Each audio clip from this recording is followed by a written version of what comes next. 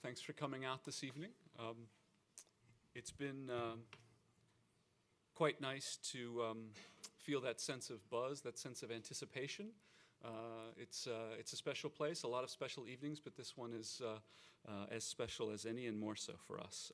Once a year we host the Kiley Lecture in honor of Daniel Urban Kiley, and we often recognize one of the world's great practicing landscape architects, and so we're very pleased in that space to welcome back Michel Desvigne. I think as many of you know, Michel and his work first came to be known to us across this side of the Atlantic maybe 14, 15 years ago now. Initially in partnership with Christine Delgnocchi, and now under his own name.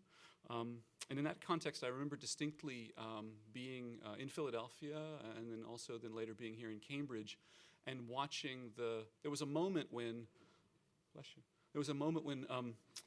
American schools kind of remembered that France was there. There was this moment in the 1990s in particular, I recall, when it was as if we all suddenly rediscovered that landscape architecture was of French extraction.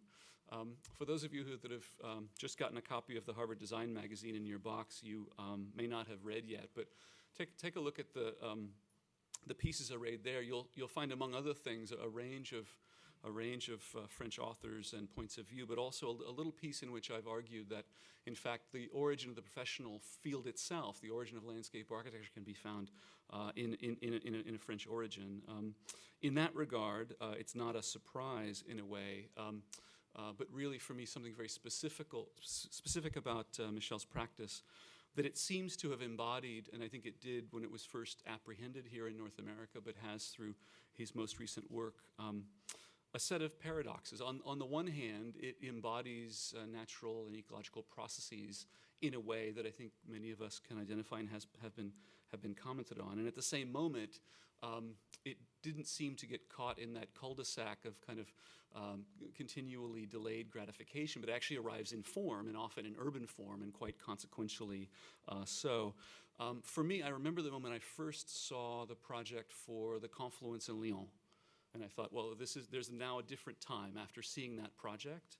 And over the course of the last several years, Michel's urban commitments with that regard have continued, in fact swelled to the point that he was awarded the French National Prize in Urbanism in 2011, among France's highest honors.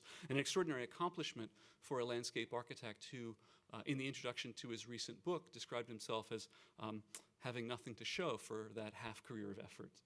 I think he's put that myth to rest.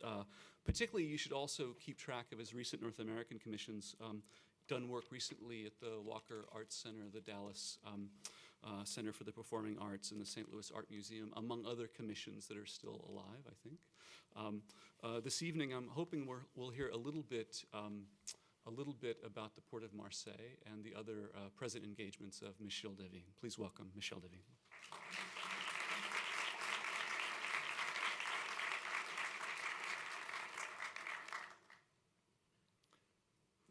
Okay. 13 years ago, I spent 2 semesters in this school trying to convince every student and sometimes myself that landscape architecture could be a driving component in the recomposition of our cities. With some students and with Pierre Bélanger, at this time my assistant, we developed transformation process around Boston.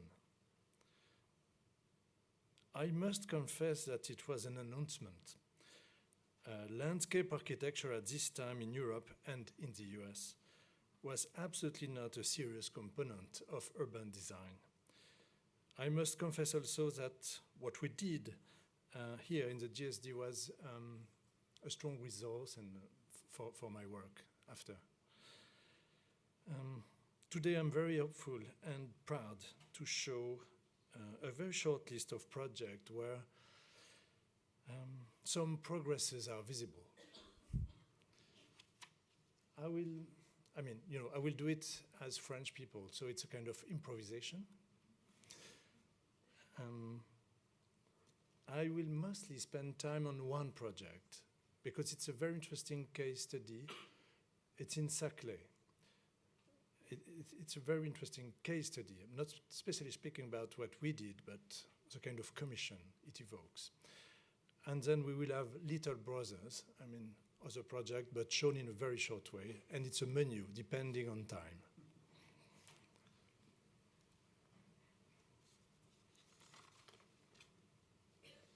So just a few words about this project in Saclay. I know some students and teachers have been working with Antoine Picon on this site.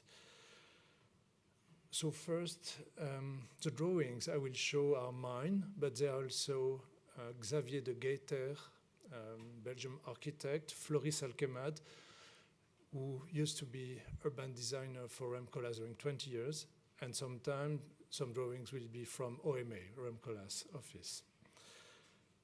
It has been a competition, and I won this competition as a leader of a team.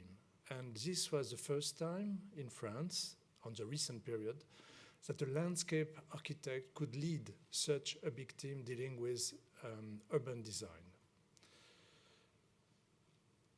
I will speak about scales, coherences,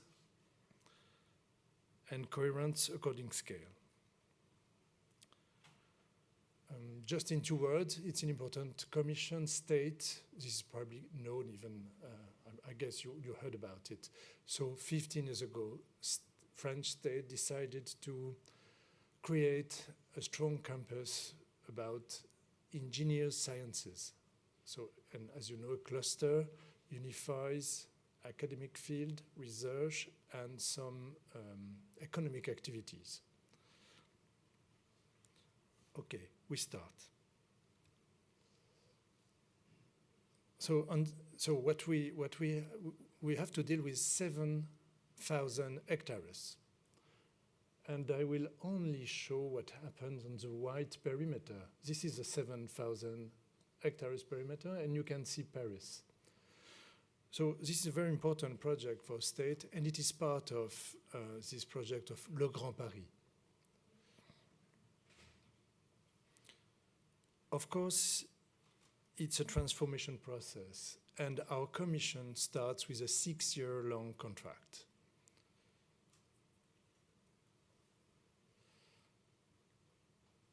You can see Paris in the back, and you see some geography, and you see agriculture. What we just see is 2,300 hectares of agriculture. But not only, I mean, here already there are 15% of French scientific research on the site. I mean, I don't know how to say that. I mean, thousands and thousands of researchers have been working there for 60 years. There is a kind of development in the very middle of the picture. This is the Nuclear Research Center, and it has been done by les Frères Perret, very famous architects, 60 years ago. So just to let you know, it's still a transformation process. We are absolutely not in a new city process. And this is a paradox.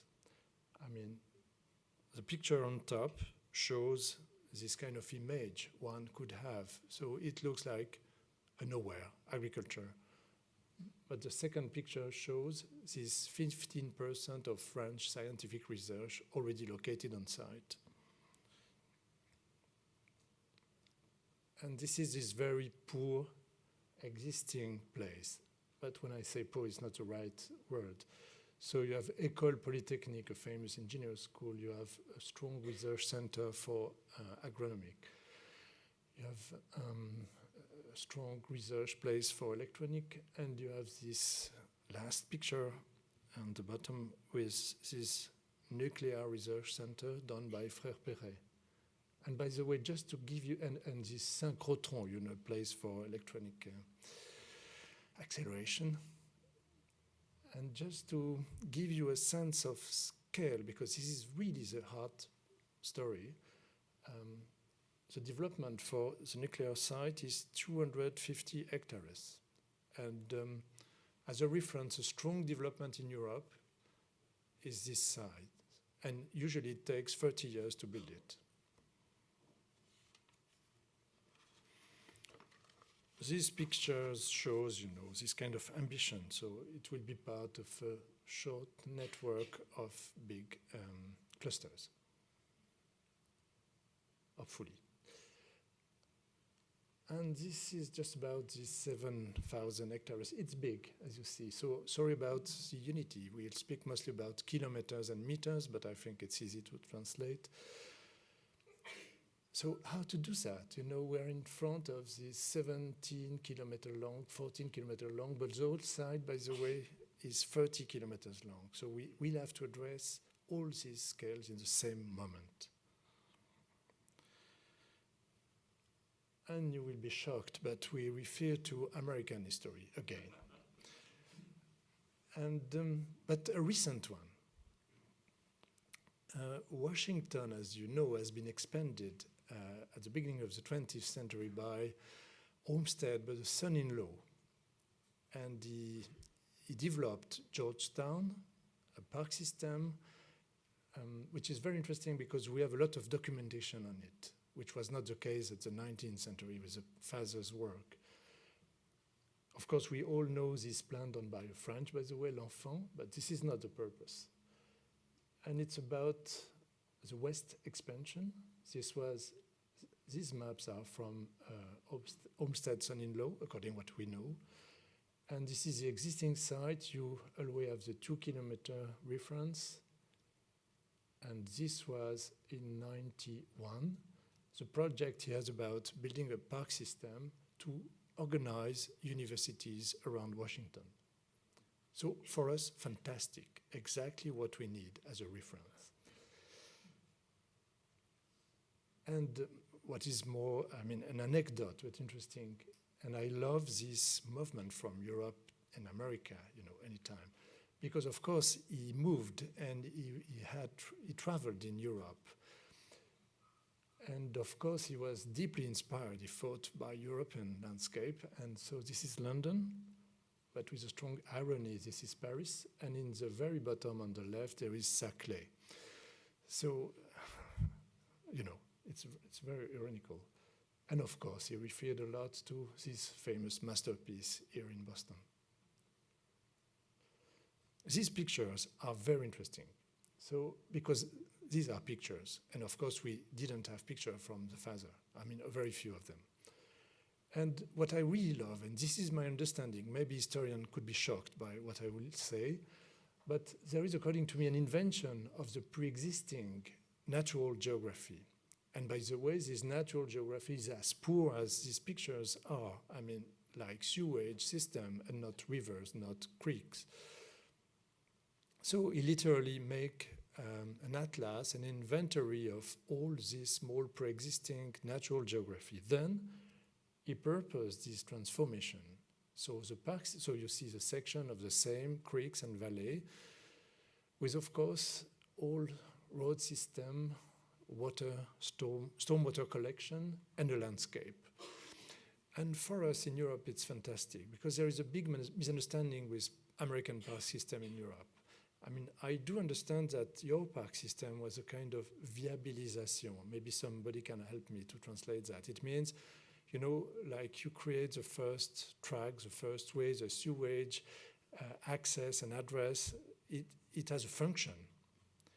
It's not a park and a road. In Europe, we usually do two different layers. There are the road system by engineers, then a poor landscape architect will come later or never doing some parks. But never today, the idea to combine a landscape and infrastructure network happens. And what was extremely interesting in this way, so there is a geography, and the expansion of a pre-existing geography is a support of the creation of an infrastructure network. And the whole thing has a coherence deeply rooted on a pre-existing geography. This is my understanding, maybe a little bit exaggerated. So, you know, I really love these 4 pictures we have seen in this 4th section. And this was his plan. This is what exists today, and it's fantastic if you think about what were these creeks and what they are now, and what they are still. And for me, it's a fantastic reference. So you see 1 kilometer,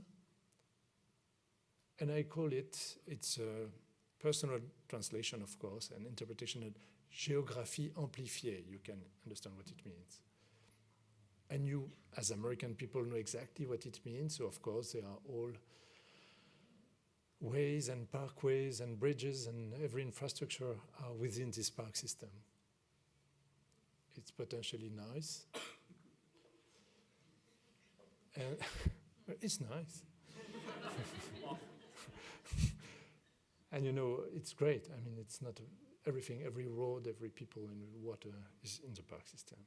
Okay, so now we start. And this is the first scale we'll address. This is a 30-kilometer scale. And still you have Paris in the right corner on the top. So the green, the dark green corresponds to some pre-existing topography. There are gentle slope, like small hills. So there is a plateau and a valley. And between, you have all these green surfaces. And it's very important. It's a poor geography around Paris. Le Nôtre, by the way, emphasizes a poor geography. But we still have this kind of small green topography. So this is the first support for us. And in the very middle of the picture, you have these 2,300 hectares of agriculture that are absolutely intouchable. I will translate later. You cannot touch it. So this is the first layer of proposition. It's as exactly American landscape architect did with purpose to amplify this natural geography. What does it mean? It's just to add more trees and wood on this pre-existing topography. I mean, it's not a big transformation, but of course, when you think about the scale, it's a big transformation. But it's just giving more coherence, more unity to what already exists.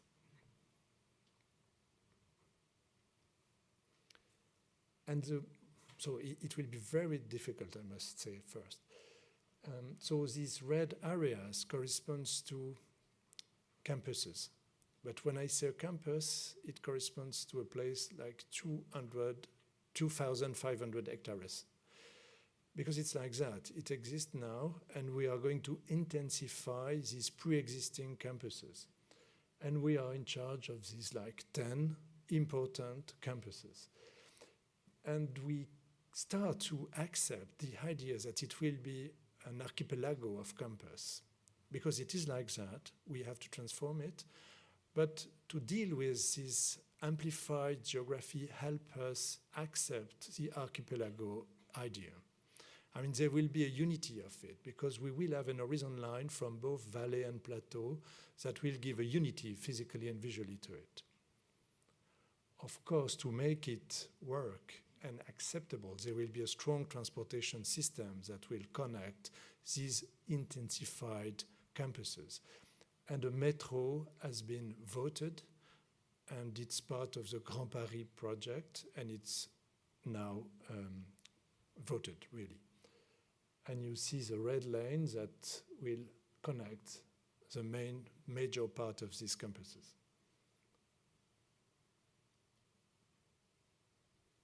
So now we have to work on another scale. So the main part of the campus exists and will be developed now on this south that corresponds to a 10-kilometer space.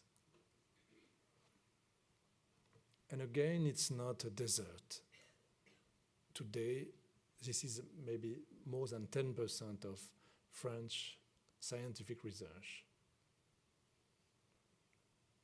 This model shows, the valley that is a kind of what French people call a city that could be also qualified as urban sprawl, and it looks very similar to America, by the way. On this plateau, this pre-existence corresponds to very big buildings. You can see the comparison with Tour Eiffel. And we have a kind of strange urban design done by these big parts. This is absolutely not what a cluster must be. You probably heard a lot about this cluster vision, where what is expected is relationship and connection between people and disciplines. And of course, with this huge building, you know, like 200, 300 meters, there is no connection between people. So this is what exists today. So these are the research center existing, and this was what will come in the coming years. And still, you know, with this comparison, it's big. So it's exactly between La Défense and Le Louvre. So it took a certain time to build the first picture on top. And we are supposed to do it rather quickly for the second one. So it's still very scary, you know, what to do with such a scale, what meaning it has, how to do it. And we have to do it because it's already existing. You know, we cannot say, no, it's stupid, because this could be done. Okay, so on the same plan, the black on top correspond to the famous agriculture. The gray, the light gray, corresponds to this geography. And the green corresponds to the surface we have to deal with. So 900 hectares for this special part. The grid corresponds to 1 kilometer. So with urban designer, what we try to do is to work with capacity and to reduce the surface of this development to 400 hectares. It requires a huge density, and it's not easy to convince people, including researchers, to work with density, to live in a dense place in the middle of a countryside. It's not that obvious, by the way. Mathematically, it leaves 500 hectares to build a kind of park system at this scale. And this is very important for me because it corresponds to what I call an intermediary landscape, which is not really agriculture and which is not either a public space. It's something in between. And it's very important for us to give some correct condition for these campuses. So by the way, still we need this reference. This is a separate position of Georgetown and our place. And I see that, of course, we are dealing with the same kind of issues. Now we'll see layer per layer. So this is existing geography, natural geography. This is the part of our expansion of geography. The green, this is light green. And we lose the scale, but it corresponds to 3 kilometers long of additional wood along a road. It's not nothing, I mean, to plant 3 kilometers along a road in a substantial way. But as you can see, it's definitely not enough to give any structure to this. So to amplify geography has a meaning at 30 kilometers. It has no effect at 10 kilometers. It has an effect, but not enough. So we have this kind of intermediary landscape on 500 hectares that will really help build a body for it. Now we are writing a book with Birkhauser about some project, including this one. And what I try to do, even like this improvised lecture, is to really find what are the real ideas, not in a political, neither commercial way, but really what are our ideas and what is the story of ideas. And it took us 2 years to find this solution because we were blinded by this geography system and it was not enough. And to find these 400 hectares was not easy. And we convinced people and politicians to do it. Now it's written on all laws and maps. And that's something, you know, in a part frustrating. It's not, I cannot show fantastic pictures, but it's extraordinary, I must confess, in 3 years to convince people to do that. Then another very important component, which we call main public spaces in chain. I will explain that later. This corresponds to these yellow parts. Every quartier, every campus will have a key major public space, and they all are connected along the metro. This is the metro. And this will be, I mean, this is a prefiguration of drawing, of course, but in gray you have existing buildings, in white possible blocks. And that's for me an important picture. So you see 1 kilometer, and this is where we are now with all this network of public spaces for this 10-kilometer scale. You will recognize, so first, this intermediary landscape, these public spaces on chain, and also all a network of pre-existing pathways and park in a valley and public space along a valley, and the whole things, according to us, start to give serious condition for a certain success to the implementation of these campuses. Some details on components. So what means these main public space chains? And it corresponds to a Belgium reference in Brussels.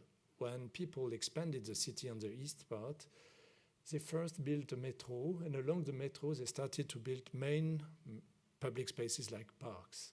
And around these public spaces they start to build city. And it's a fantastic reference to develop a place.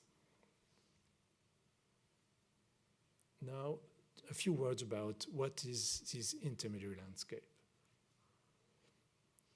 As I said, it's between agriculture and public space. And by the way, this is in China. And a university has been built within rice fields. And they kept, I mean, it's probably totally artificial, but they kept part of the spirit of the place with this very strange park. But of course, we are dealing on this campus, we will host all agronomic engineers. And we are working with them to develop a new agronomic, I mean, not a new. This is known, but not experimented. And we want this intermediary landscape to be the part where this agronomic school will develop new technique. Why is that so important? I will tell you after. Okay, it's not a good place. This is a reference for what it means. I mean, dealing with nurseries and wood. This is a fantastic landscape drawn by Alle Osper, who is dead, but he used to be a fantastic landscape architect in Holland, and he built the last new city in Almere. It's extraordinary.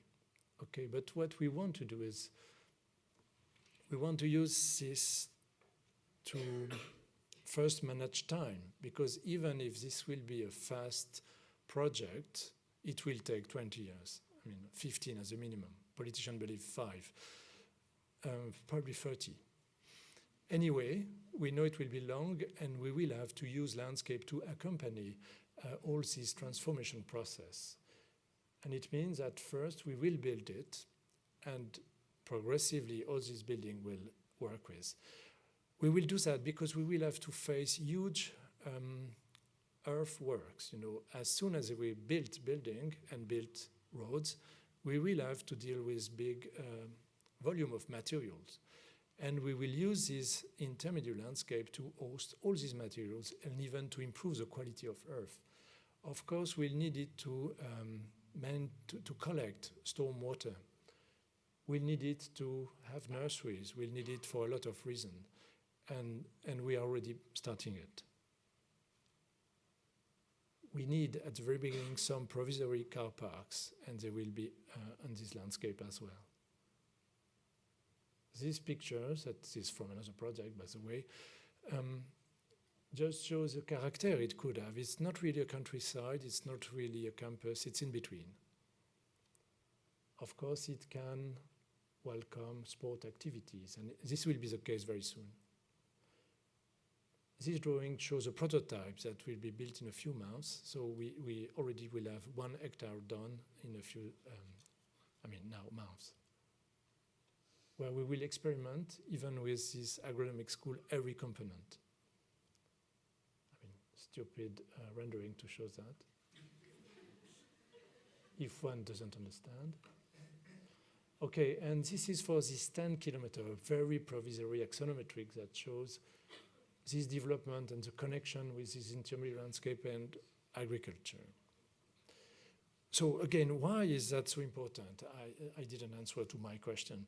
And because we have the same kind of urban sprawl you have. We just said before the lecture that, of course, we are very marginal. And 50% of construction in France is about individual housing.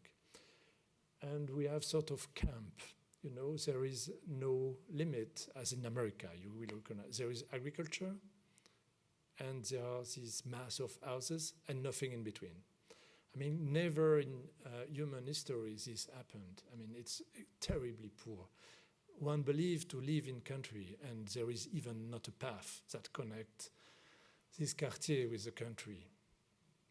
And this is ridiculous in France. Working with Jean Nouvel for Le Grand Paris, we recognized 800 kilometers of this very poor hedge between this housing and the countryside.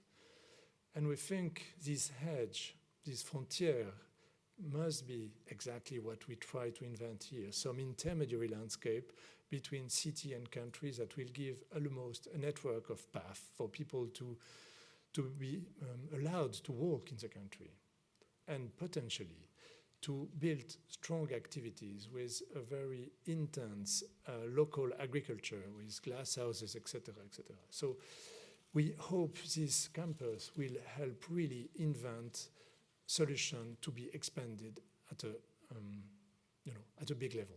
I mean, it's according to me, it's an issue of society. I mean, we cannot accept our contemporary to live in such a condition. So now, sorry about the very scholar way to show it. So 2.5 kilometers, one quartier. This is existing condition. And again, you have this huge building in the middle of nowhere. And we have to host a crowd. And maybe I can, this is a picture from Floris. And just look at the drawing on the bottom, right, where you have the existing big blocks and some dense and compact and intense quartier. This lane will be a kind of city within these very big buildings. And this is the location of these big blocks within the big buildings.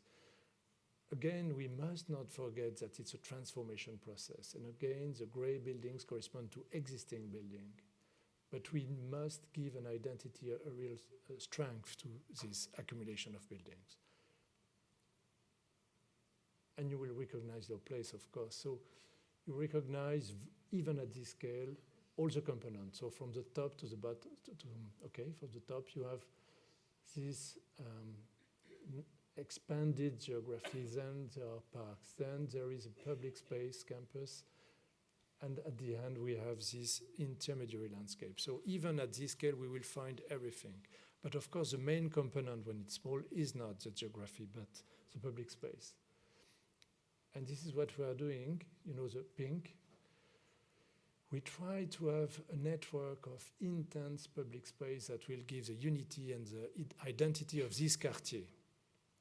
Usually this is a big project. You know, when we are facing this kind of commission, we are very happy. This is a part of what we are doing. But we must keep concentrated. And of course, to have this successful is not easy as well. And in new cities, this corresponds to the scale of new cities in Europe. And architects and urban architects have been doing, you know, all a mixture of what they believe, like piazza, rue, ruelle, rue piétonne. I hope you understand French.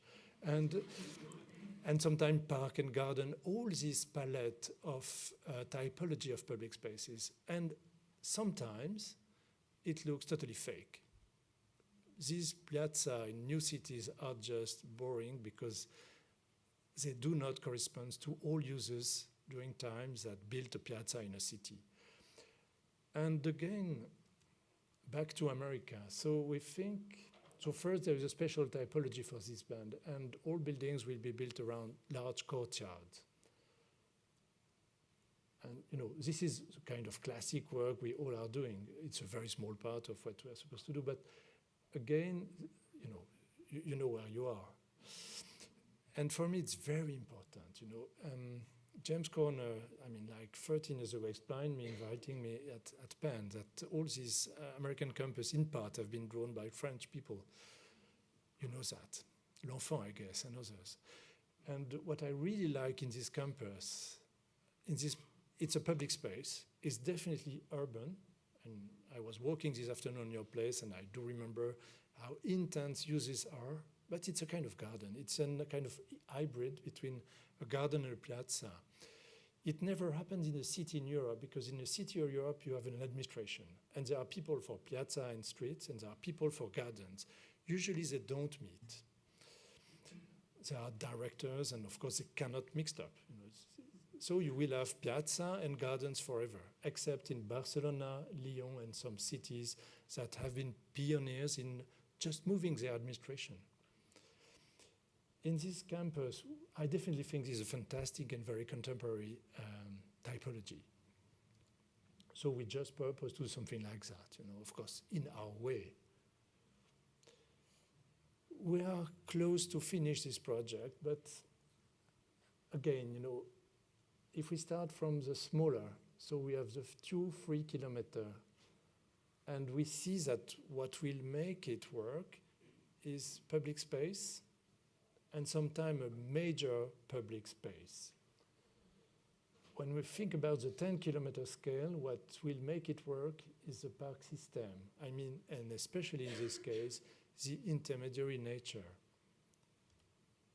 At the other scale, so again, you have the 10-kilometer frame and then the 30 kilometers frame. And we see that for the 30 kilometers frame, what works is this amplified geography. So it's not homothetic. One would say that we work on the same way at every scale, and we need the large scale to work on the small scale. It's not true. It took us a certain time to understand, I must confess, because it's very reassuring to think we have been looking at a very wide landscape, so now we know exactly what to do on the small part. It's fake. I mean, every scale has its language, its issues, and its solutions. And the whole scales must be coherent, and the whole solutions must be coherent. And it's a very long way. So when I show this picture, when I see these pictures, they are not necessarily very nice. I've been more impressed by the exhibition of students' work in the hall. But this corresponds to a real commission, and we have been convincing people with that. I mean, a lot of people. And that's why I show them. Now a study model that has been produced for Rotterdam Biennale, and we'll make a tour on the model just to recognize all what we have been saying. So I think it's a good model because you can see this geography, you see intermediate landscape. And by the way, of course, it's not a belt, it's not a green belt, which would be ridiculous. In any case, to give more quality to this hedge between city and country, we have to build a green belt. Green belt is sterile. I mean, it's a medieval solution. We want it to be very articulated, with a lot of diversity according to what we meet on site. And there will be wood, there will be field, there will be sport areas. You recognize development, you recognize geography, you recognize main public spaces on chain. Metro, intermediary landscape.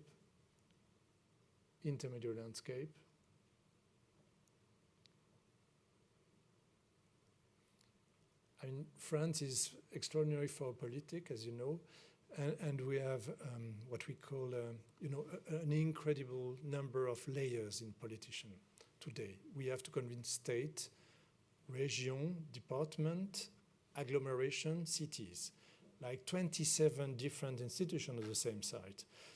And we have been through all these layers with these ideas. And I think because they have a kind of connection with what exists first, they are understandable. And we slowly have been convincing people. Almost we are not fired. Just as a repetition, another campus, part of the same story. And as you see, it's not small. On the top, you have Versailles. And the frame, this is what we have to do, Satori. I know it's a big responsibility when you look at that. You know, sometimes it makes me anxious. And not that much, because what they did first was not so, I mean, they did it. You know, this is a military place, and it will be turned in a place for this cluster as well, because this military, as you know, have been doing fantastic research. So what to do? And of course, history in this case has a certain importance, but not that much, because you see, Le Nôtre never expanded as we believe. I mean, what I know about Le Nôtre is there were existing traces on site, and it used to be a territory for agriculture and hunting. And what did Le Nôtre on the park is a kind of, I don't know, domestication, artialisation, if you can have an idea about what it means. So a transformation of the pre-existing tracé within the park. And what is fantastic with Versailles, you probably know that, it has been the invention of the classic city. And one can see it like, you know, there was a pre-existing landscape, it has been transformed in a park. And what we know is from the shape of the park, there was a mirror effect, and they built this new city very quickly from the language done in the park. But in our place in the south, very different. It was left as a utilitary part for hunting, but still you can see this geography, you can see some large terrace. Sorry, I will use this fantastic thing. A terrace, basin, geography, and by the way, amplified with water collection, and some very simple organization. And so I will not comment this one, but you will recognize again, amplified geography. There will be a main kind of park system and main public spaces. I mean, we had to address all these three scales again at this scale. On the top of existing, on the bottom project. I do not comment it, just to let you understand the kind of exercise we are dealing with. And of course, what interests me is definitely landscape architecture used to be in France, in the US, a driving element of urban design, and hopefully we can do it today again. So now the small brother, little brothers. I don't know what time is it, if we have time or not. Okay. So a lot of time in this case. So Bordeaux. You probably have seen picture of this project. So Bordeaux has two banks, of course, as every river has, according to what I know. And we are in charge of this right bank, who used to be industrial, which is no longer industrial, of course, which was supposed to be totally built.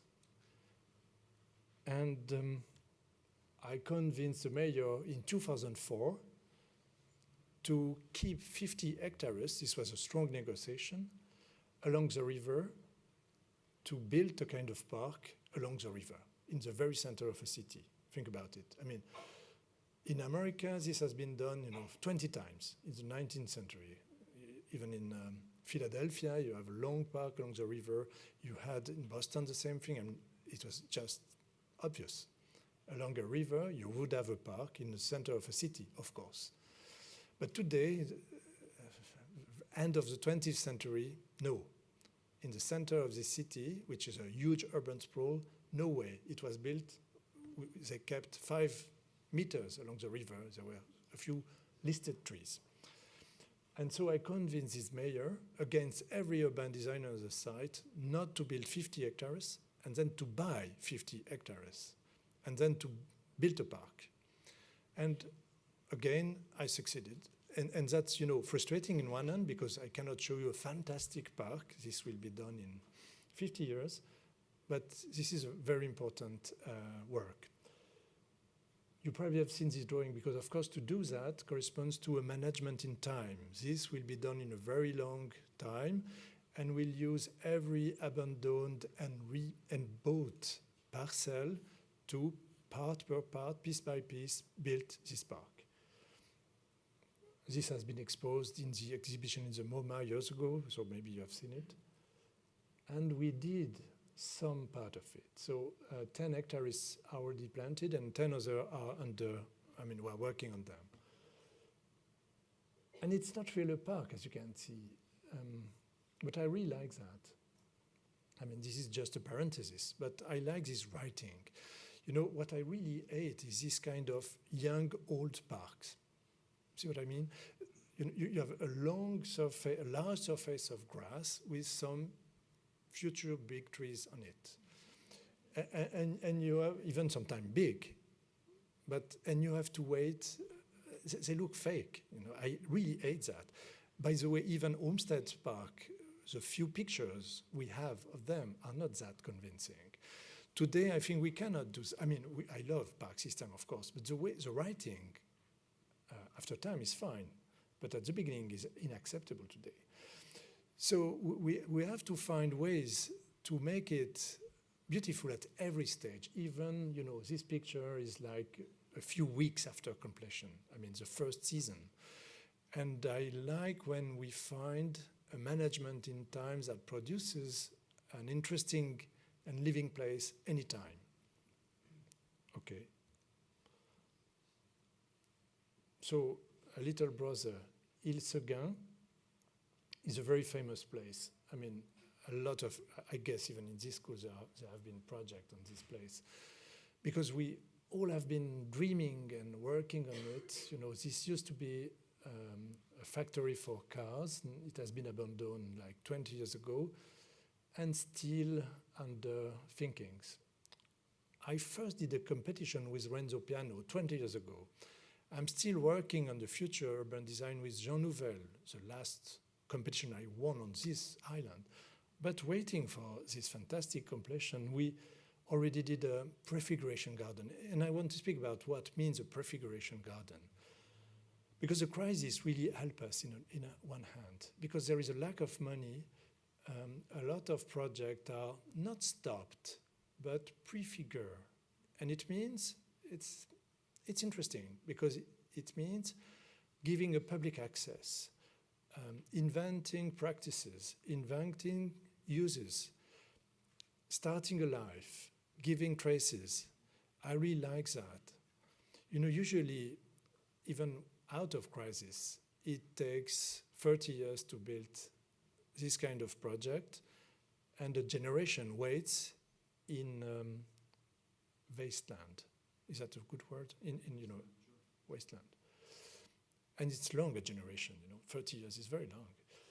And I definitely think, and this is something we invented also with students here at Harvard, maybe you remember, Gary, 13 years ago, how to deal with these 30 years. We can do something during 30 years. So the project, I do not comment, but this was a factory, it was a fantastic, plinth that welcomed both buildings and machineries. And we thought these traces could be, evoked in a future public space network. But okay, that I don't care too much. But we did that. And this is very provisory. It's in the very middle of what we are doing now with Nouvel. It's just a place where there is, for the first time in the history of public access, never people were allowed to come on this built island. So they can come and they can observe everything happening around. It's a kind of observatory. And we more or less, how to say that? It's a prototype, in other hand, of what we will do. And it welcomes now a lot of very provisory buildings like this circus and conference center, etc., etc. So nothing more to add, but I think it's a very interesting process. So we do that because of the crisis, but we have, I think, to work with this idea. Not only doing le grand projet, but accompanying physically mutations. Okay, another project. It's a big project again, 1,000 hectares. And again, I am landscape architect and in charge of a team with Christian de Portzamparc, Pritzker Prize, as sub-consultant. So not so bad.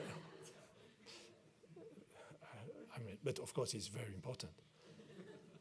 And in Lens, we just inaugurated this new museum, Le Louvre, done by Katsuyo Sejima, with a garden from Catherine Mosbach. But of course, public institutions want this museum to be like in Bilbao. There will be an effect of redevelopment of these very poor cities. And to develop these cities, we have to think about urban design and recomposition of a big site. And this is a site, and it used to be a mining, is that a good word? Yeah, a mining area. And this was very interesting because there were concessions. It was not a city. It was like 10 to 15 concessions given to industrial to make an exploitation for the mining. And they were all autonomous with school, church, everything. And between these concessions, like in a colonial vision, there were wasteland left over. And urban designers before us were just trying to fill these voids. And we convinced this collectivity to deal with these voids as not the backyard, but the front. How to reverse these old cities, thinking the emptiness between these kind of cities could be the real facade, the new public space network that will give unity and redevelopment. And we convince people.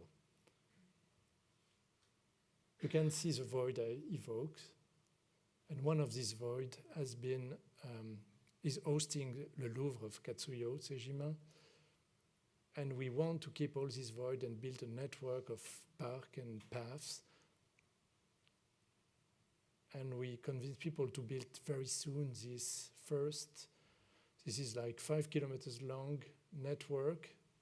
And it's again a transformation process. We use a lot of existing parts. And we started from something I observed from the mining. To carry material from mine, they built like dikes on which were rolling, not real trains, but very small trains, just to go to, that I have no idea about the English word, but in this kind of mining landscape, you have cones of deposit, terril. And the mining exploitation was connected to this cone with these dikes. And we purposed to build this kind of landscape everywhere to build a new network of public space. These public spaces are not fake urban public spaces. They are promenade on a landscape. And the new facade of this city will be done from this landscape. And it's something I discovered even in Minneapolis, where the facade of the city is a lake necklace. I mean, all these houses are facing a park, and the public space is a park, and the image of the city is a park. And we already planted 5,000 trees last year, on 3 kilometers long. Nothing to say, this is after a few weeks of completion. And it started to build these kilometers of path, and we are in charge of, developing them on the whole city.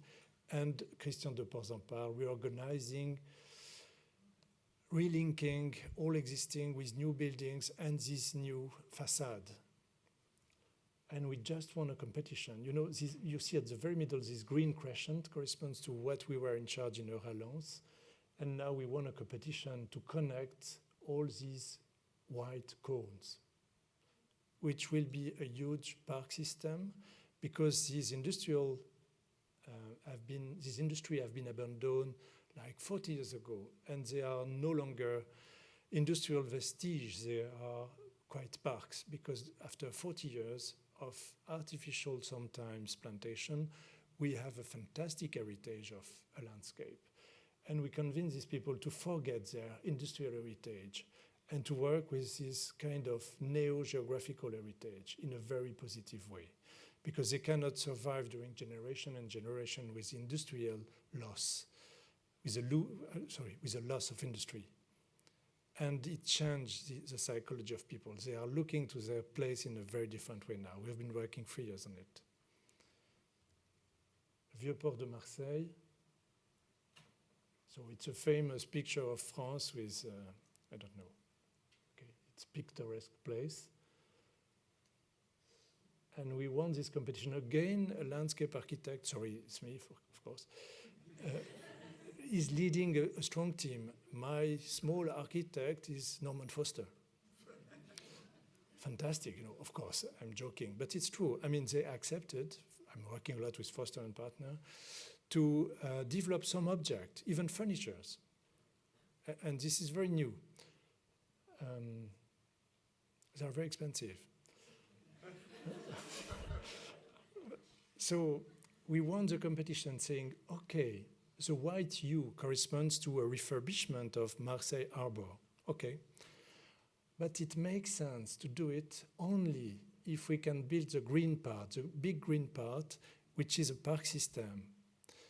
And it corresponds to pre-existing public spaces that are all inaccessible and all run by different institutions, like military or cultural or region. You know, again, this layering of institution makes it not a unity. Physically, it's a unity. And we convince people to do that, and we will build this year the first path system that will connect them.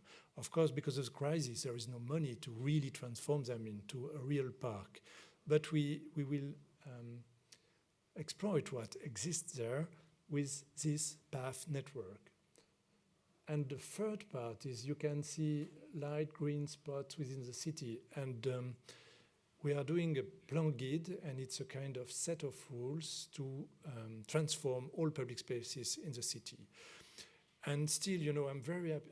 I'm working in 20 different countries, but I'm very happy to live in certain countries where there is still a kind of public control on public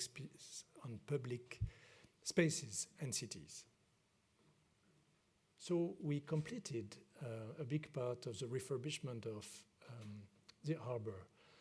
And I don't comment it. It used to be, you know, there were 9 lanes of traffic. There were parking lots, there were private areas, so there were no public spaces. And everything except 2 lanes of buses and provisory lane of cars, for different reasons, are left, and we earned 70% of space dedicated to pedestrians. So nothing to say, just normal. And Norman Foster is doing a kind of ombrière, which is extremely successful now, completed. You cannot see it in the very bottom. And now we are in charge of this park system. You can see this kind of perspective on the top with a spatial slope, an artificial slope that connect the park system with the harbor. And Norman Foster this time will do something strong with that. I don't know what time is it, so it's still a menu. It's open, so if you want a dessert or something, we can do something. Okay, so plenty of time. It's a good thing. I will speak about Doha in Qatar. You know, it's something very strange. What means working in Hong Kong, Doha, Paris, East Hanover, etc., for a poor landscape architect? I mean, I think I really don't want to be an exportateur, if this word makes sense to you. I have nothing to sell, not a product, not a style. I mean, I know some architects that could do it easily. A landscape architect cannot do it. I mean, because we have to deal with pre-existing situations. We have only to transform pre-existing places. And even in one of the more cynical countries, I'm not an exportateur. And I'm doing the same work in Doha, the same method in Doha than in Saclay. That's very important. It's a deontological issue. But they are very strong, as you know. And the red spots correspond to a project we are doing in Doha. And by the way, you can see the airport very close to, the lower red part. So it means this is 3 kilometers long. So think about the other one. It's not so small. And we are doing this project, by the way, with Rem Koolhaas, Nouvel, mostly. And just a few pictures, you know, it's a huge work. I mean, it's a big part of our activity. And I really love this place. And of course, the desert is something complex. And you can see the same place when it's dry and when it rains, because of course it rains, not a lot, but when it rains hardly. And it builds this kind of shape. This is exactly the place where with Rem Koolhaas we are thinking about the university campus. And you see it wet and not wet. And of course we have to deal with. It's fantastic for us. We could have built a fantastic pipe network and having it totally clean. Of course, it's not the way we are going to work. And you see the scale again, 200 meters. I do not comment. I love these pictures. And they were agriculture. This is an anecdote, but when the first project I did with is Nouvel, it's under construction, it's a new museum in Doha. And I don't know why, by facility, we came with a round drawing, you know, drawing of fantastic green disc like you can see on Google Earth. When we showed that to the emir, he said, but I don't want that, this is for American. And he gave us his helicopter just to fly over Qatar in a more detailed way. No, I don't want this round. This has been done in Saudi Arabia by American people, but we don't want it. We have an identity. You know, we thought there was nothing.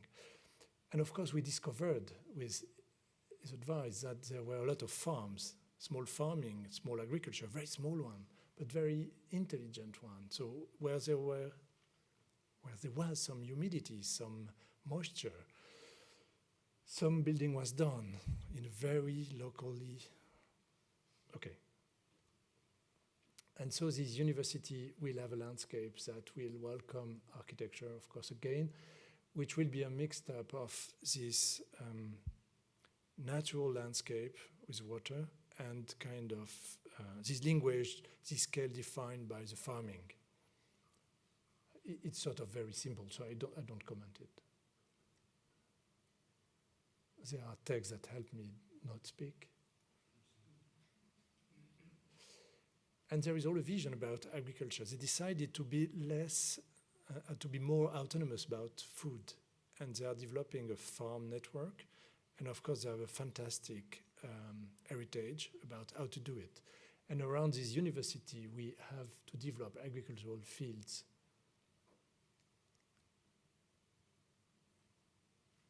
So these are, you know, the study models we purpose to OMA, and then they, of course, in the same time, they work with that, defining the urban design. We are in charge of a very large park that is in, sorry, I forgot the name. There's a special name, it's a kind of dry river, and we have to deal with some relief. And on this study models picture, you can recognize the place where water will be when it rains hard, where some topography will be done because we have to deal with materials, and where some kind of farm, real farm, will be developed. I mean, this park is 3 kilometers long.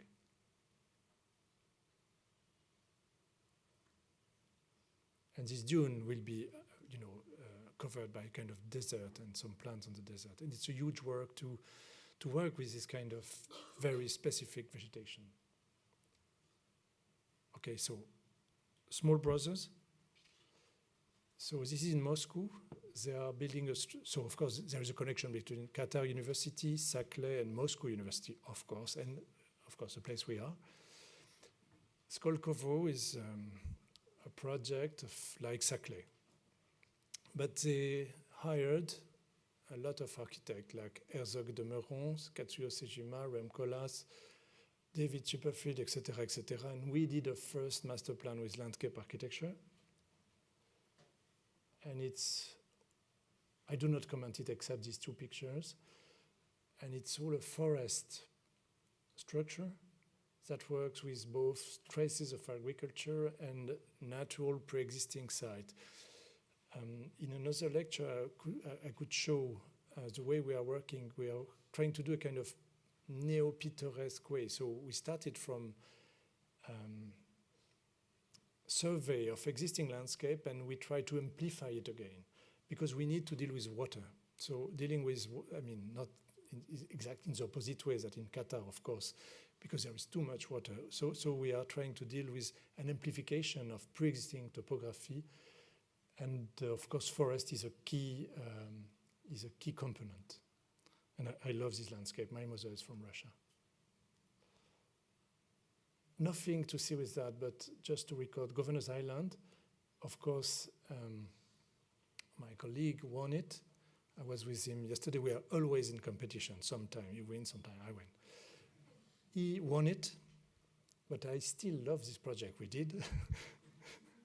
You know, and it was we were thinking it was the very beginning of the crisis, and we fought with somebody from ex-OMA that is now Rex, that it could have been, you know, something like experimental small agriculture within the city. We didn't convince at this time, except Michelle Obama had later a small garden in Washington. We're very happy with that. But we came too early, you know. And this was a commission Adrian Goes gave me, you know, so we are competitors, but sometimes not that enemy. And he gave me this commission for Biennale, and you probably have seen this drawing. I still love them. And this is a way how to, you know, how to define urban fabric from geographical constraint. I do not comment it. Now, quite the last picture. So Burgos Boulevard with Herzog and Meuron. It used to, so only this picture. It used to be a railway track within an important city in Spain, 9 kilometers long. And the railway moves to another station with a fast lane. And we were in charge to do a kind of urban boulevard. We didn't make an urban boulevard.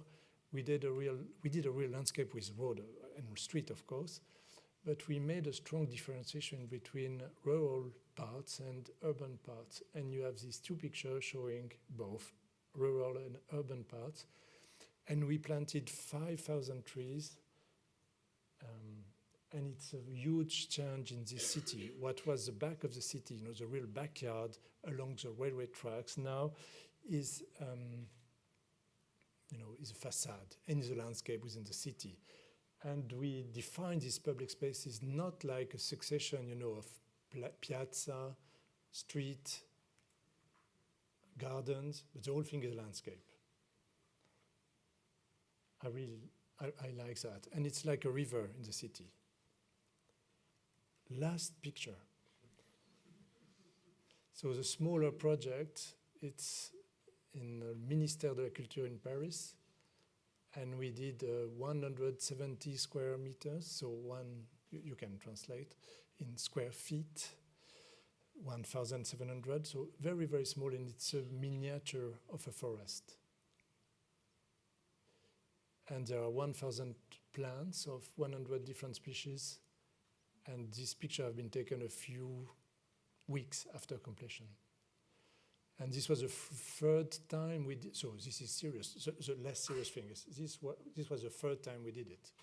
It died 2 times first, because, no, I'm serious. I really like this project as prototype. The first one we did it with Patrick Blanc, you know, the guy that invented these vertical gardens, and he's a very good botanist. And we imported underwood of a subtropical forest in Australia. And this corresponded perfectly to Parisian condition in a courtyard. In theory. It was fantastic, but one tree died, somebody sued a contractor, and then it was abandoned. It could have been working. So what I must say, we are still working on it, and I really like working with this kind of botanist, not in a simply respectful way, but how to adapt some new condition to a new context in a very, I don't know, clever, scientific way. Okay, it's finished.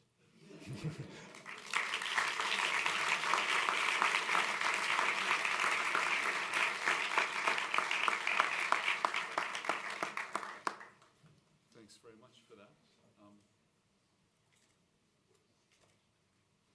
to take some questions. Any questions?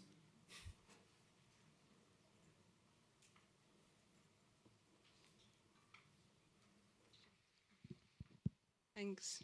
I just was wondering, with the Saclay project, with that big of a scale, do you care about the pedestrian perception of the whole?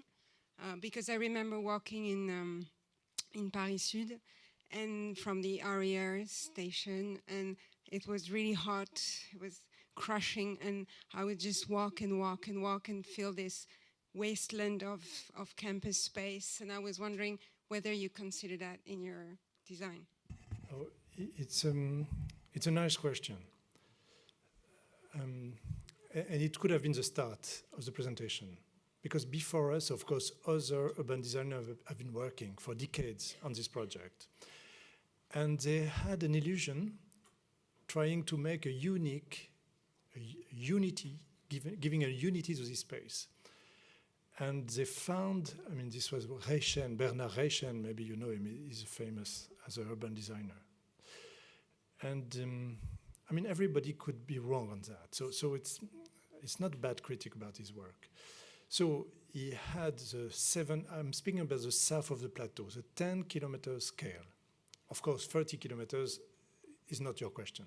So 10 kilometers is your question. And he had the illusion to make it as a single quartier. And he had a density on the 900 hectares and not on the 400 hectares that we can do now. And of course, we realized that because of distance between buildings or even node of intensity would be too big, one couldn't walk from one to another. And at the end, one could walk between nothing. So you see the paradox. With a positive will to make it a unity, he would have built a place where no one would have been walking because distance would have been too big. That's why we decided to work with the archipelago vision at every scale. So even on the 10-kilometer scale, there will be 3, 4 node quartier campuses, 2.5 kilometers. And of course, nobody will walk between quartiers. They will take metro, bicycle, cars, as everywhere. Nobody in Paris walk from La Défense to Le Louvre. Makes no sense. So, but one walk 1 kilometer or 400 meters to reach a metro station, a bus station, or another building. So that's why we are doing all these accommodation processes from a scale to another, because one will walk 400 meters to go to the metro. It's a kind of rule. And one sometime will walk 1 kilometer to do sport in this intermediary landscape. Nobody will walk 10 kilometers except some joggers at night. So I guess this is an answer to your question, you know, and it's a very important one. That's why we must accommodate any time to the real scale we are working with. Okay? And of course, obviously, we must give some comfort. I mean, in such a plateau, a windy plateau, there will be, we'll work with earth to protect from wind, we'll work with trees to protect from wind, we'll find the good exposure, et cetera, to give some comfort, of course. To work on it today is just impossible. You mentioned a couple of times in your talk that you were improvising. And I'm wondering if you could talk a little bit about improvisation in relation to Saclay. I couldn't help but thinking that the project is a very interesting illustration of landscape architecture as a practice of improvisation. And I'm thinking about two different aspects of improvisation. The first is a kind of uncertainty, a radical uncertainty, a precariousness that's dependent on others, dependent on other things. And the second has to do with the relationship between technique and intuition. That improvisation is always, certainly in music, it's about the relationship between this uncertainty, but also the kind of subjective, a radically subjective uncertainty, but also technique, a kind of rehearsal, a technique that's well trained. And it seemed to me that Saclay was a wonderful illustration of that in urbanism, and urbanism rarely can be as improvisational as that. Okay, I will answer in random, improvising. No, maybe with the easier part is about technique, because of course I show you these already 3 years of work of a lot of people with a few slides, with a few, academic concepts. But of course, we have a lot of people working on it, like hydraulicians, engineers specialized in water, in environment, in everything that, stupid animals you have in this place, everything. So we have to deal with regulation as well. Ecology is something like constant, unfortunately. Even I'm very interested in ecology, but ecology has been used in different ways. So, of course, because we have to address a lot of technical issues and regulations issue, what we are drawing deals with all these techniques input. And we want to involve, the schools that will come in the definition and uses of what we are doing. So there is a strong connection between techniques and this project for these reasons. But to try to answer to the first part of your question is this answer, I cannot say it, but uncertainty, is that the word? Uncertainty. It's very important. James Corner wrote a fantastic text for me one day on a book. You probably read it. And I don't know what to say, but when I show it in a lecture, everything could look very deductive. So there is a reason, there is a base. There is an heritage, there is a language, there is... And with a deduction process, we will find solution and a drawing. And it's not true. It's absolutely not true. And I recently did a lecture where my colleague Michel Desvigne, you probably know him, not a young guy, told me, but at the end you are boring, he said. Oh, and because he said, what interests me is, how do you do that? And it's true, I don't speak about that in this lecture. How do we do these shapes? How do we find? It's not a deductive process only, of course. It's of course, as everybody, there is a lot of intuition. Every landscape architect in his way. So there is a lot of intuition from the beginning. And the way we draw it is, yes, it's something different. It has no deduction basement. I don't know if this is an answer, but it's key. In a next lecture, I will speak only about that. How do we do, about shapes? How do we do that? I really don't know. That's my big concern.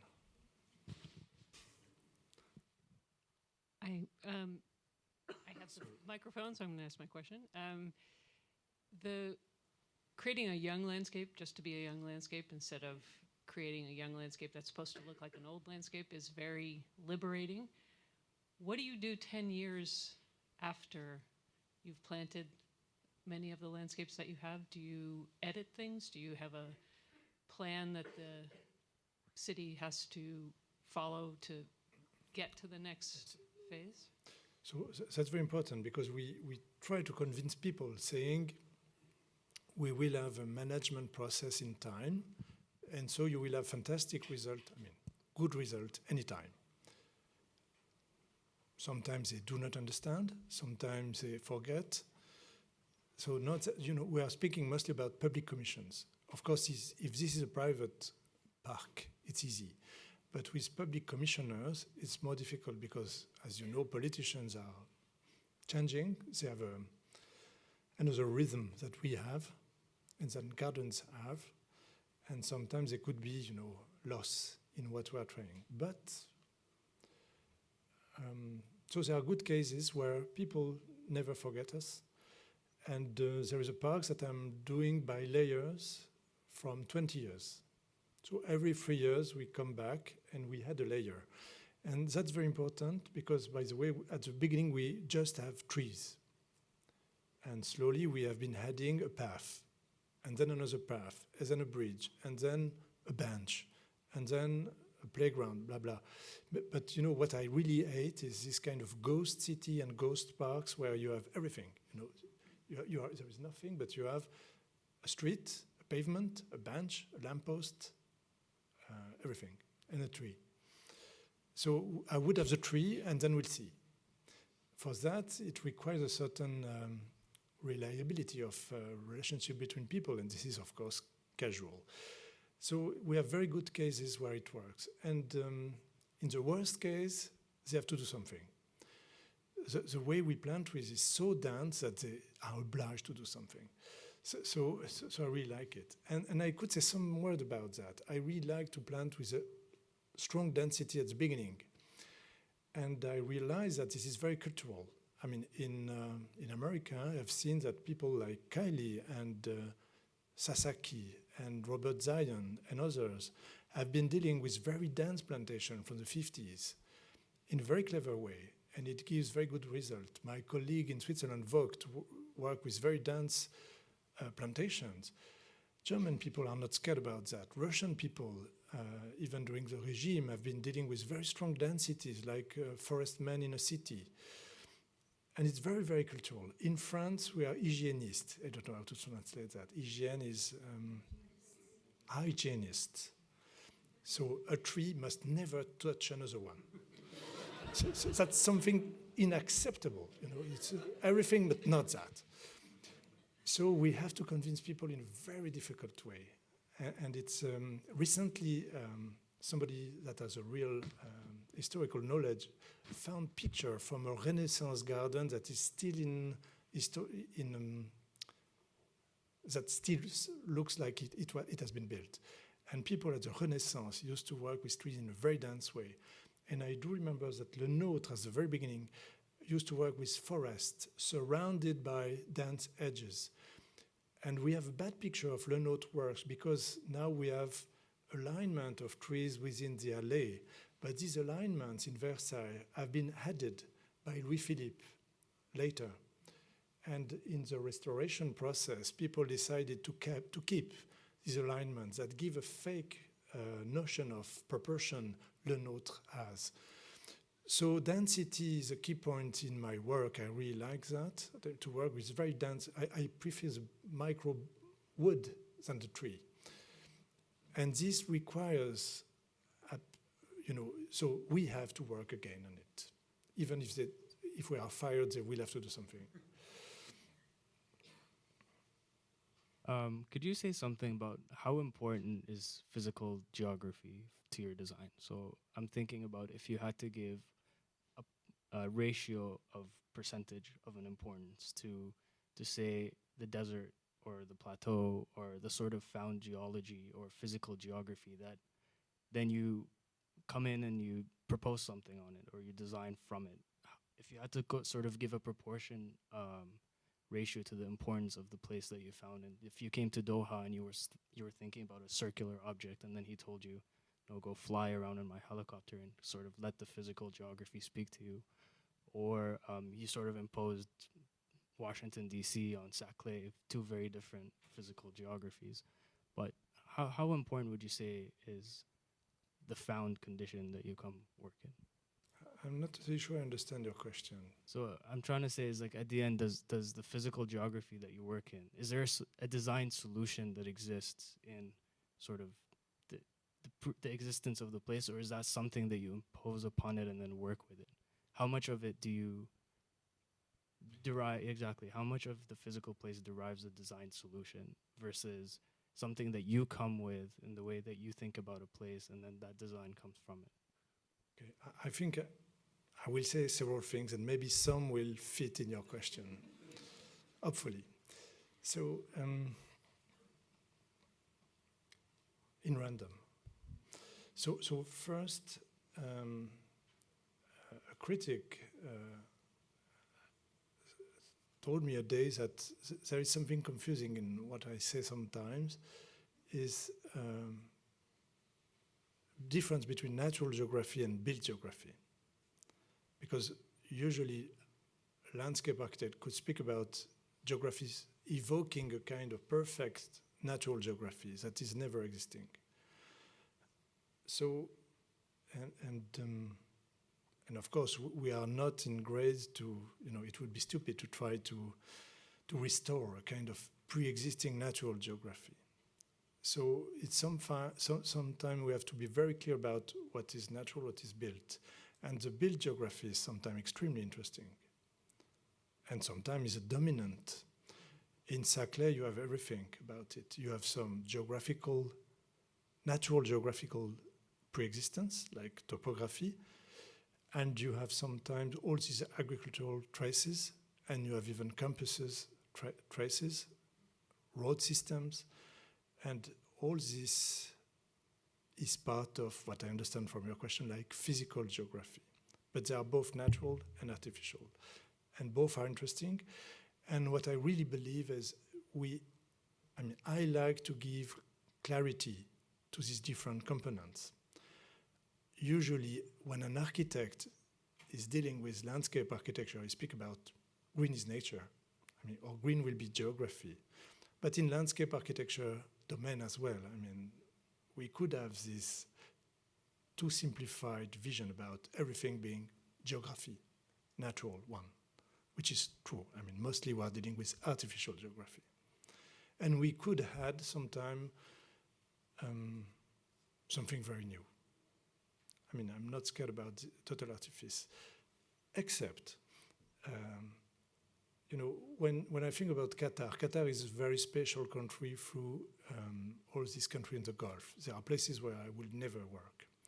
Only Abu Dhabi, we are doing the Louvre with Nouvel, but except that, I would do nothing.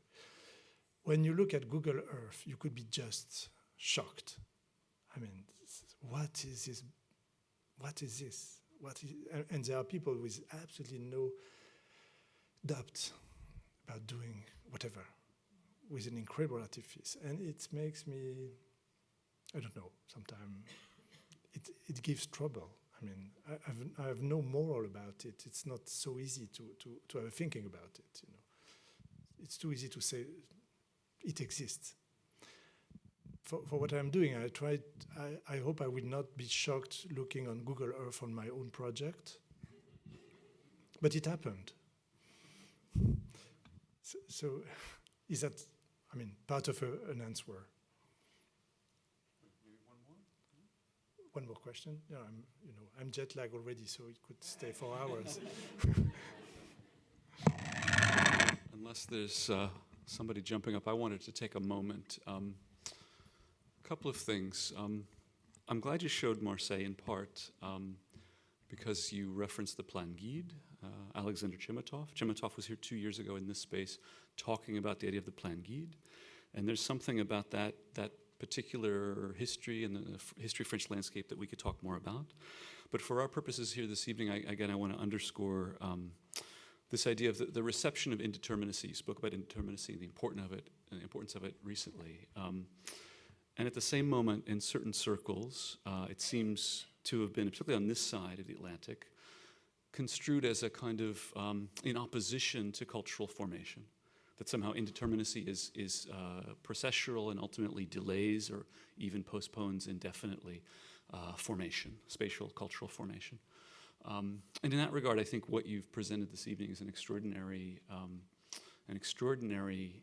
body of evidence in which it's completely compatible. The idea that the landscape architect is the urbanist of our age, that's what we've been talking about in the school recently, is completely compatible with this idea of open-endedness, a non-deductive linear process, but in which traces of those things manifest themselves. Among the things we've been discussing also in the school recently that you touched on, the idea that 15 years ago, 14 years ago, 13 years ago, as Penn and the GSD and other places had this rediscovery of French landscape architecture, it's not a coincidence at that moment that as we began to invite you, Michel, and others to various cultural events and programs and exhibitions, there was this reappreciation of the sense of the relationship between agricultural formation and cultural formation in landscape architecture.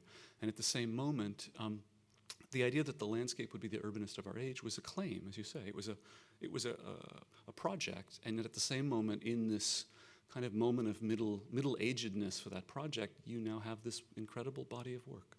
So thank you so much for being here and for sharing it with us. Thanks.